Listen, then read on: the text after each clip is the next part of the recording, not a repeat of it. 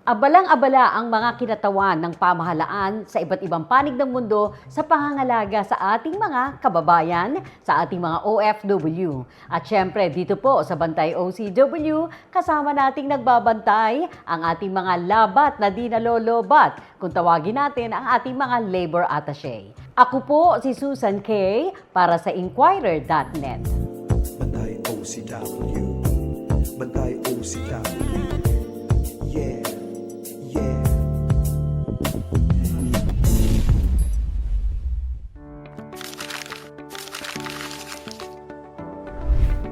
Do you have a gambling problem?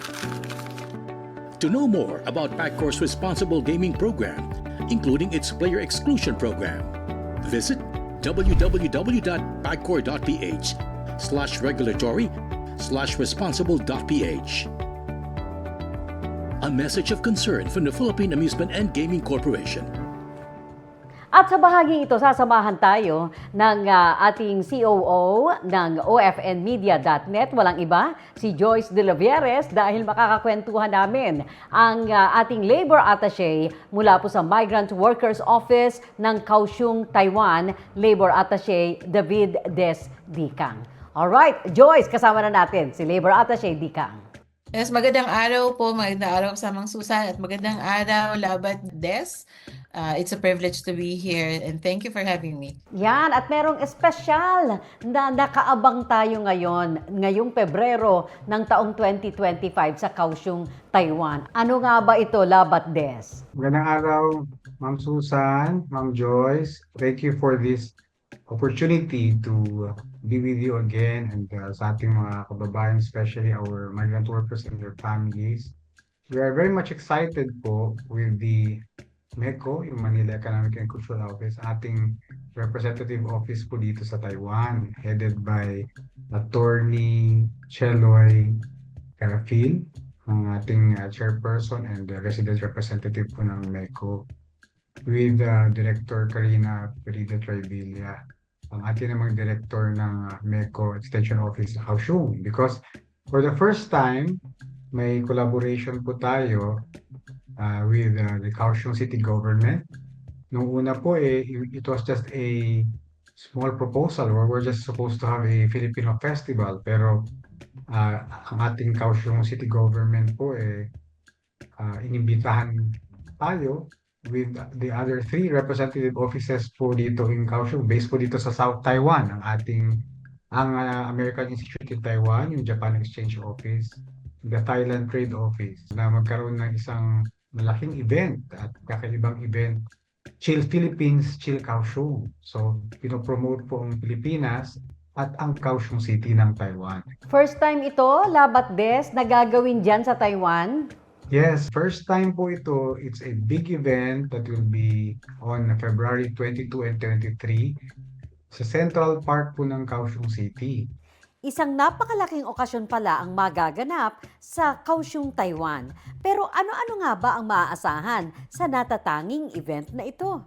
Not only will it promote the Philippines, the culture of the Philippines, yung ating products, pagkain ng Pilipinas, but of course, to promote Kaohsiung City as a gateway to Taiwan, because sanay po ang pagka naisip po natin ng Taiwan, lagi po ang dinadaanan is Taipei sa north. Pero meron po tayong southbound policy ngayon na even po yung industries, nagtatayo po sila ng employment hubs, manufacturing hubs dito sa south.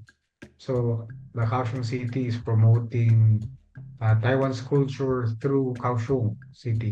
Ano-anong mga bansa naman ang mga kabahagi at nakikipagtulungan sa Chill Philippines, Chill Kaohsiung? Partner pa rin natin ang American Institute in Taiwan at yung Thailand and Japan na tumulong.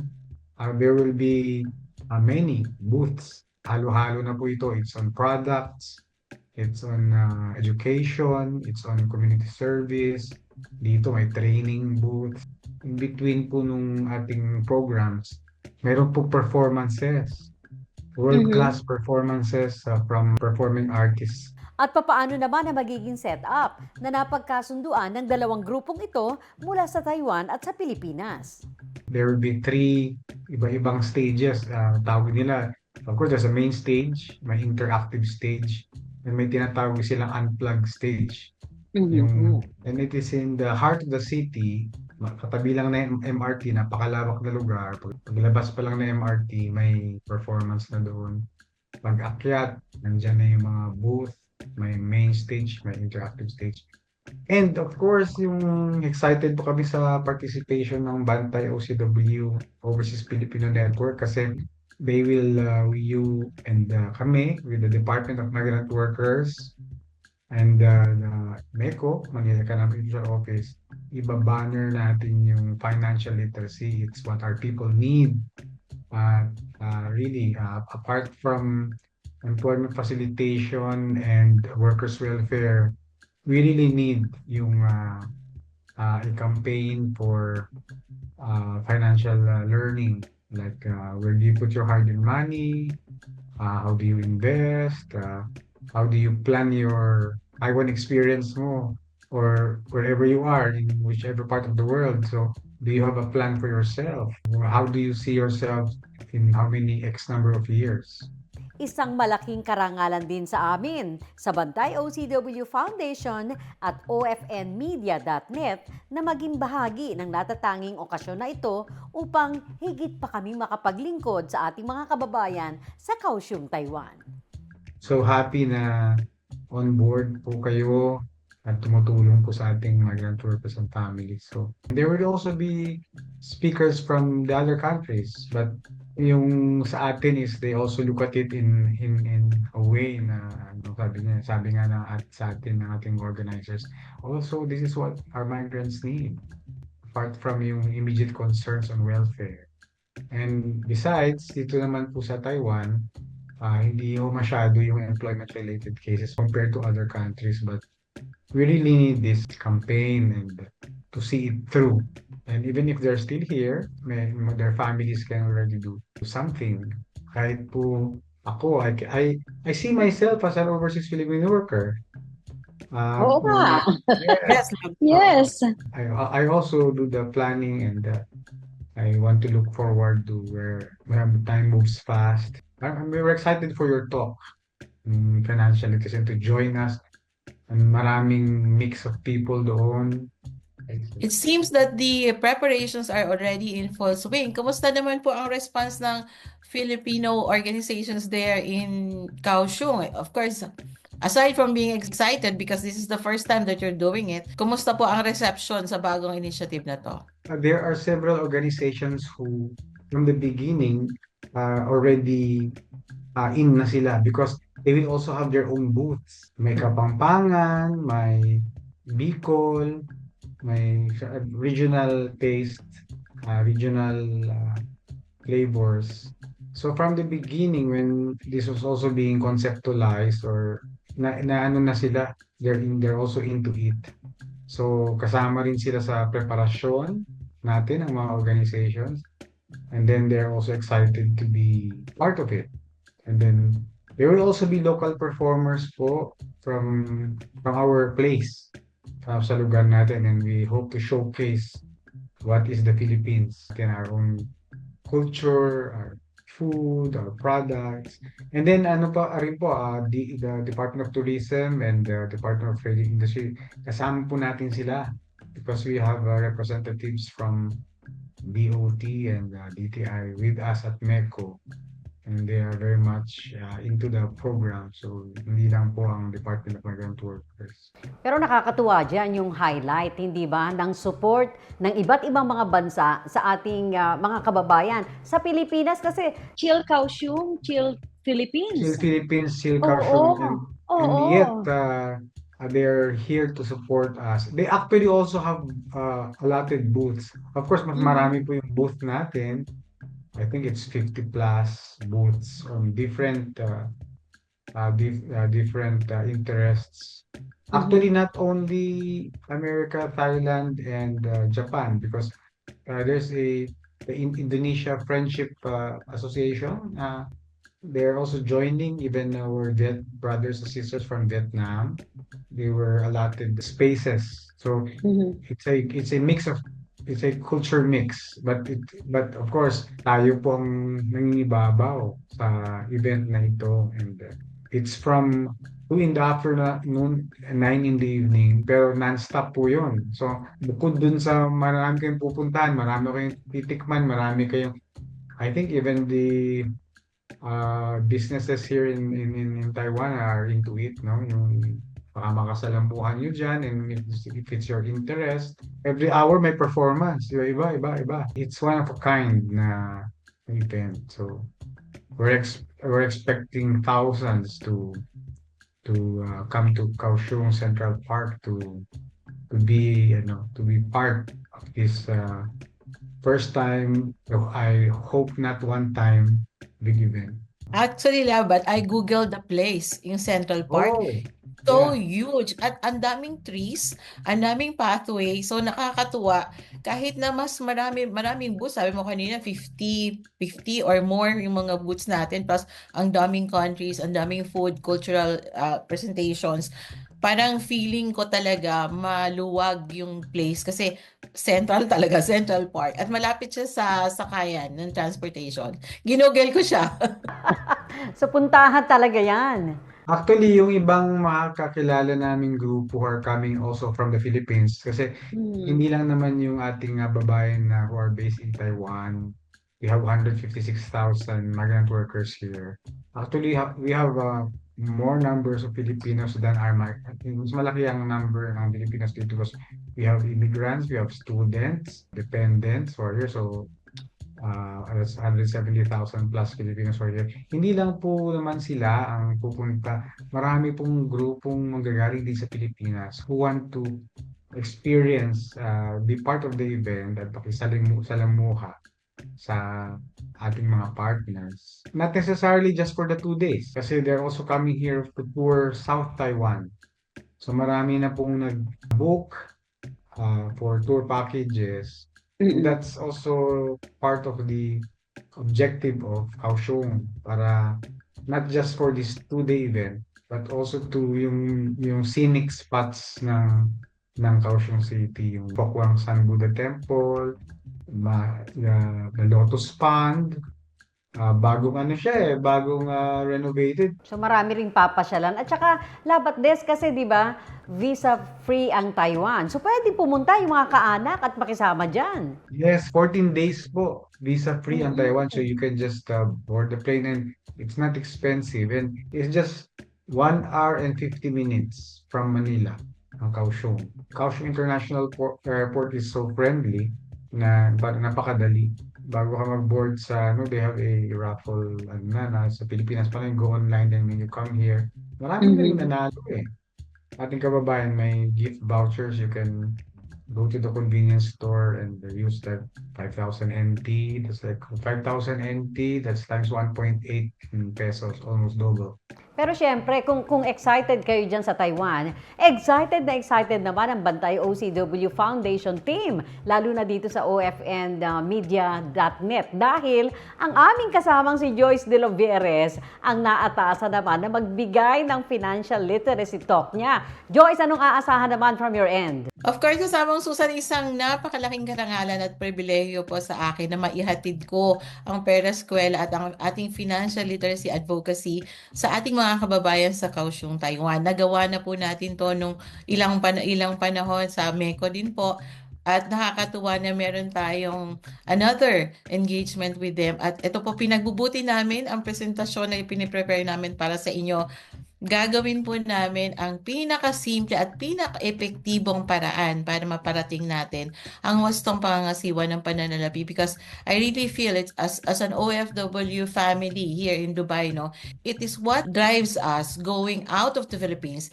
Yung pangangalaga, ito naman yung mag-ensure na pagbalik natin, we have the OFW success story na sasabihin natin. Yeah, so maraming salamat po sa MWO Kaohsiung, of course DMW. Thank you for giving us the privilege of showing the financial literacy that we have been advocating all throughout since 2012. Ito na po yung ginagawa namin sa Bantay OCW, at I'm proud na nagiging kasama kami sa journey ng ating mga kababayang OFW. Oo nga, alam mo ba, Labat Des, yung una naimbita ang Bantay OCW Foundation sa MECO sa Taipei. Ngayon ay gagawin namin sa Kaohsiung na. Actually, gusto na we will send a report, an early report kay ating mahal na Secretary Hans Leo Jacob Black. We'll be very happy to hear about this. Actually, may support na po ang DMW for this program. So, hindi po no hesitation from our department to support the program. But yung more of the details, kailangan po natin alam at matutuwa si Secretary Han because this is also his trust. We will report to him as early as even before the event kung ano po yung nangyayari dito na maganda para sa ating mga kababayan. Apart from those attending in person, mas magandang mag-attend in person doon. I-live natin yung i-live stream natin yung ating talk so that it's not confined only to our migrant workers who will be there para marami pong makinabang. So kahit wala pala sila sa Kaohsiung, kahit sa bahagi ng Taiwan, pwede na Hindi mapakinggan lang po ito Taiwan, financially. Worldwide. natin. Oh, wow. Naku, pag-anyaya na natin yan. Labat de, sige. Nasa yung pagkakataon, imbitahan ninyo ang ating mga kababayan dyan sa Kaohsiung, dyan sa Taiwan, at maging yung mga nakatutok sa atin sa iba't ibang panig ng mundo. Baka naman maligaw sila at gustong mamasyal sa Asia, di dyan na sa inyo pumunta. Ating mga kababayan worldwide, saan man kayo, Pilipinas man, Eastern Europe man, America, Middle East, if you have the time and I know many of you would want to come over here. Taiwan is a beautiful place. Kaohsiung is definitely a very good place, a very nice place. The people are kind. You stop on the street, ask, pagtanong kayo ng kung saan kayo pupunta dito, they will stop and talk to you. So we have a very special event, a 2-day event dito po sa Kaohsiung City Central Park. It's entitled Chill Philippines, Chill Kaohsiung, but we have partners from Japan, Thailand, and America. Of course, our friends from Vietnam and Indonesia will join us. And we're inviting all ating kababayan here in Taiwan and all over the world to come over and kahit hindi overseas Filipino worker, come to join us, come to join our migrants. Brought to you by the Manila Economic and Cultural Office and our Department of Migrant Workers headed by Secretary Hans Leo Jacob Black. Of course, you have our chairperson, our MECO chairperson, Ma'am Attorney Cheloy Belicaria Garafil, who will be with us sa event. Thank you very much, Labor Attaché Des Dicang. Ayan, si Labor Attaché Des Dicang ng Migrant Workers Office po natin mula sa Kaohsiung, Taiwan. And Joyce, ang ating imbitasyon din. Of course, unang-una pasasalamat po sa MWO Kaohsiung and Labat Des. Thank you so much for all the help that you are extending to us. And sa mga kababayan po natin dyan sa Taiwan. And of course, globally, invitation na rin po itong ginagawa namin global na through ofnmedia.net and ila-live stream po namin ang aming mga presentations. Support nyo po for Bantay OCW na lagi nyong binibigay. Ito yung tinatawag namin ngayon. Ipakita nyo po sa amin kung gaano kainit ang pagtanggap dito sa bagong initiative ng DMW and MWO Kaohsiung. Ang mga pamilya po natin ay excited din na makita kayo. Malay nyo, ma-shoutout namin kayo. Kita-kita po tayo sa Central Park, Kaohsiung, sa Chill Philippines, Chill Kaohsiung, sa Sunshine Island Vibe Fest. Thank you very much, partner Joyce. Si Joyce De Rovieres, nakabase naman based in Dubai. Siya po ang ating Chief Operating Officer ng OFNmedia.net at ang ating banker at financial advisor para sa kanya mga financial literacy program na ginagawa po sa aming mga global outreach program. And this time mula naman sa Taiwan, nasa Kaohsiung, ang ating kaibigang si Labor Attaché David Des Dicang ng Migrant Workers Office. Sa pangalan naman ng DMW, Secretary Hans Leo Kakdak ng MECO, si Chairperson Cheryl Garafil at ng kanilang mga kasamahan kapamilya dyan po sa MECO sa bahagi ng Taiwan. Ito po ang inyong Bantay OCW para po sa Inquirer.net. Ako po si Susan K.